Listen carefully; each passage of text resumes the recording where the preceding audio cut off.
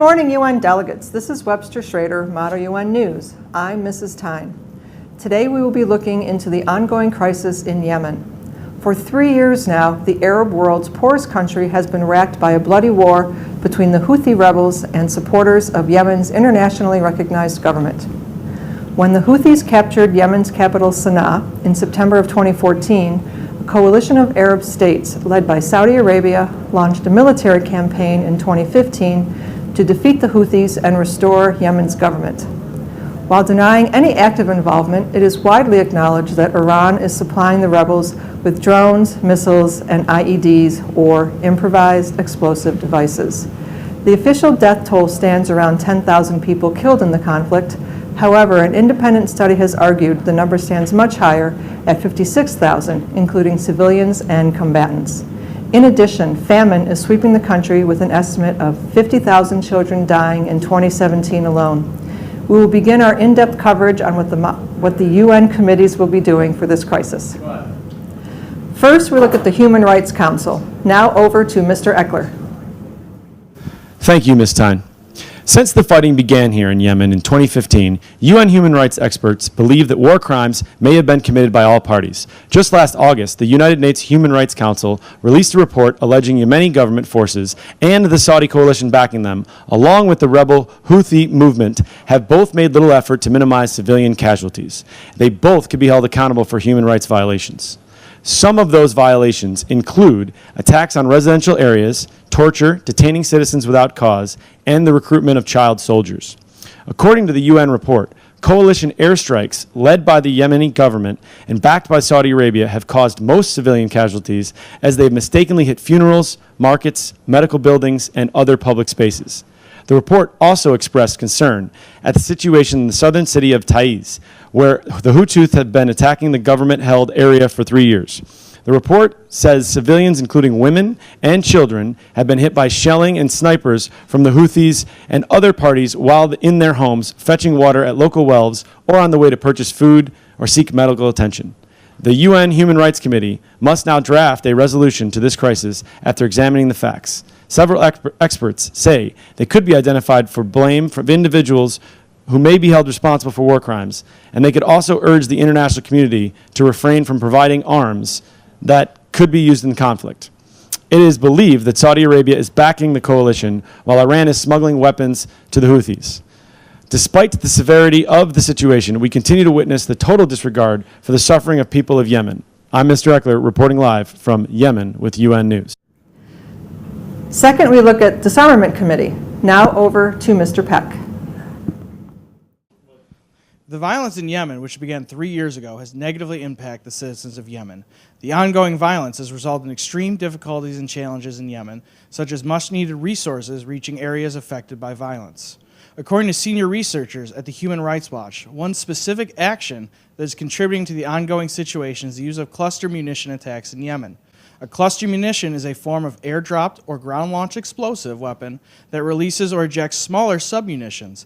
These attacks have been used throughout Yemen, specifically in or near heavily populated areas. The danger of these weapons is that children in Yemen can or have picked up the remnants of these munitions days or months after they have been used. This has led to many injuries and even death for children in Yemen. In 2008, 120 nations signed the Convention on Cluster Munitions, which prohibits the use, production, transfer, and stockpiling of cluster munitions. It also requires destruction of stockpiles, clearance of areas contaminated by remnants, and victim assistance. However, the United Nations has had difficulty implementing and enforcing the convention, which has led to these appalling weapons still being used to injure and maim civilians in Yemen. Currently, the UN Special Envoy to Yemen, Martin Griffiths, has been working on talks between Yemen's warring parties focused on disarmament. The conflict has already claimed 10,000 lives in Yemen. A signed agreement between all parties will include putting in place security arrangements for withdrawal of all armed groups in Yemen and disarming them. Despite the efforts of those involved, battles and attacks continue to take place across the impoverished country. The cost of this conflict has been extraordinary and has included the untold loss of innocent civilian lives. The UN Disarmament Committee must now draft a resolution in line with their global norms for disarmament and help end this violent crisis in Yemen. And now back to the studio. Third, we look at the World Health Organization. Now over to Mrs. O'Brien. The situation in Yemen has produced an unrelenting humanitarian crisis, with at least 8.4 million people at risk of starvation and 22.2 million people, 75% of the population, in need of humanitarian assistance. Severe acute malnutrition is threatening the lives of almost 400,000 children under the age of 5. Yemen's health system has all but collapsed, while the world's largest cholera outbreak has killed thousands. Less than 50% of health facilities are functioning versus 90% in 2013. 18% of districts in Yemen have no doctors.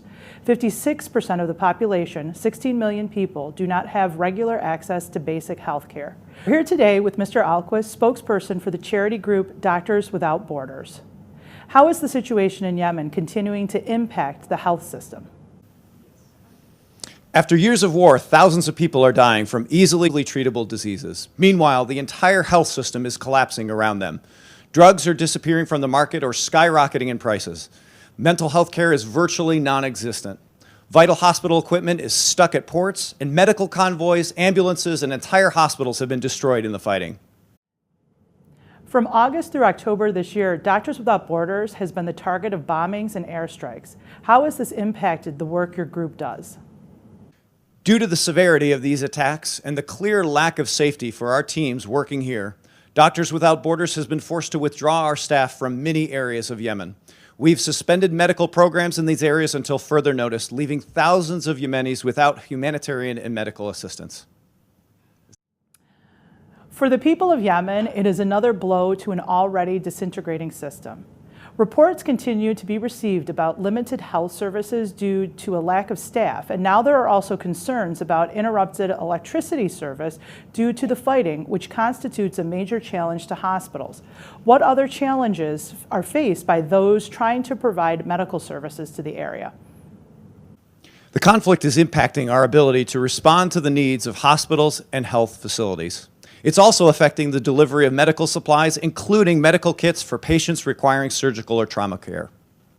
Many have said that the rainy season from May to August this year has complicated the situation. How? The rainy season has resulted in limited access to safe drinking water and damaged sewage systems. And this has resulted in the spread of cholera and concerns of cholera spreading even further. Since Yemen's cholera epidemic erupted in April 2017, a total of 1.2 million suspected cases have been reported, including 2,515 deaths. Yemen's cholera outbreak is now being called the worst in the world and is unfortunately accelerating again. Thank you so much for speaking with us, Mr. Alquist. Yes, thank you very much. The situation in Yemen continues to create a domino effect. It is not just the physical safety of citizens, but their health and mental well-being that is being impacted as well. And now back to Mrs. Tyne. Fourth, we look at the Economic and Social Council. Now over to Mr. Fabry.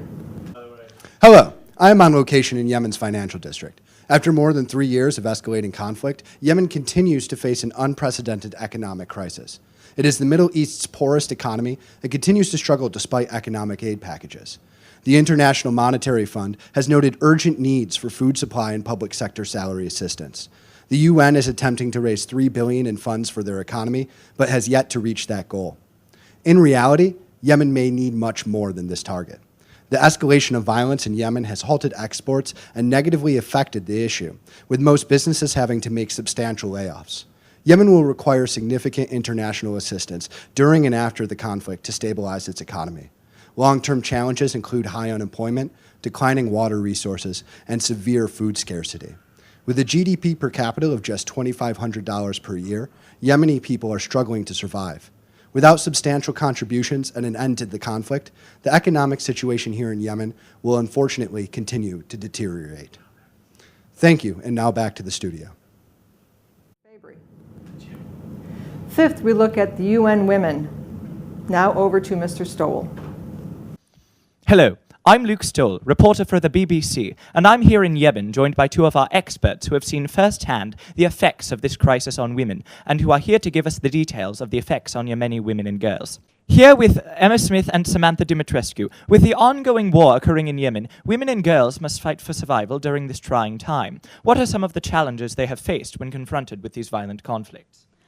The war in Yemen has taken a toll on its citizens and has especially placed a heavy burden on the women's shoulders. Yemeni women are stepping into roles traditionally filled by the men and who have been killed, injured severely, kidnapped, or have lost their jobs. Now, not only do they have to be the caregivers of their family, but also be the main provider. Although impoverishment and the lack of medical care are pervasive challenges in their society, what is even more disturbing is the 36% increase of gender-based violence and the 66% increase of child marriages. Challenges such as these plague women and girls' lives every day. Without proper support, their rights and privileges as human beings disappear and cannot be exercised freely. Now, Yemen has historically struggled in guaranteeing the safety of women. Can the challenges faced by Yemeni women be directly attributed to the war? In Yemen, it is difficult to make a precise distinction between gender-based violence cases related to the ongoing conflict and the ones unrelated to the conflict. Although violence against women was already a prominent issue in the area, the conflict has worsened the vulnerability of Yemeni women. The gender dynamic and inequality in Yemen, paired with the chaos of the crisis, has left women and girls extremely susceptible to abuse and exploitation. The current crisis in Yemen has made it one of the United Nations' top priorities. With the presence of unnecessary violence and the continual infringement of human rights, we are looking to the UN Women Committee to take actions that can help to protect Yemeni women and girls. Back to you. All right. Good morning, delegates. I'm Mrs. Silliman. Now you need to try to help the people in Yemen affected by this situation. Your committee will be addressing a specific component of this crisis and proposing an emergency resolution to the Security Council. Your chairpeople will share with you additional specific talking points that focus on the component of this crisis that your committee would address. Your emergency resolution should have at least 3 preambulatory clauses that focus on the specific part of the problem your committee is looking at, and at least 3 operative clauses that you ask the Security Council to take action. The mandate of the Security Council is as follows. When a complaint concerning a threat to peace is brought before it, the Security Council's first action is usually to recommend that the parties try to reach an agreement by peaceful means.